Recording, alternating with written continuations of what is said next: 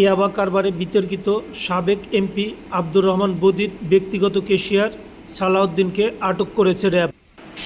সোমবার ২রা সেপ্টেম্বর সন্ধ্যা ৭:৩০টার দিকে সিলেট উসমানিয়া আন্তর্জাতিক বিমানবন্দর থেকে তাকে আটক করা হয়। জানা গেছে, এহরাম বেঁধে বিমান বাংলাদেশের জেদ্দাগামী একটি ফ্লাইটে চড়ে বসেছিলেন সালাউদ্দিন। বিমান রানওয়েতে থাকা অবস্থায় অর্থাৎ আকাশে উড়াল দেওয়ার কিছু সময় আগে গোপন তথ্যের ভিত্তিতে ওই ফ্লাইটে অভিযান চালায় র্যাব।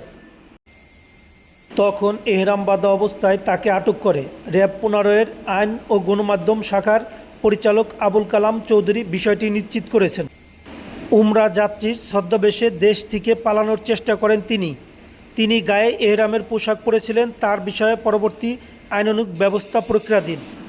কথিত রয়েছে, ইয়াবা সম্রাট আব্দুর রহমান বদির সব অবৈধ উপার্জনের ক্যাশিয়ার হিসাবে কাজ করতেন এই সালাউদ্দিন।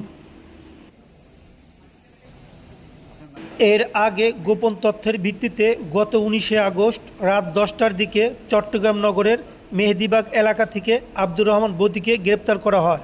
আব্দুর রহমান বদি আওয়ামী লীগ প্রার্থী হিসাবে নবম ও দশম জাতীয় সংসদ নির্বাচনে কক্সবাজার ৪, উখিয়া টেকনাফ আসন থেকে সংসদ সদস্য নির্বাচিত হন।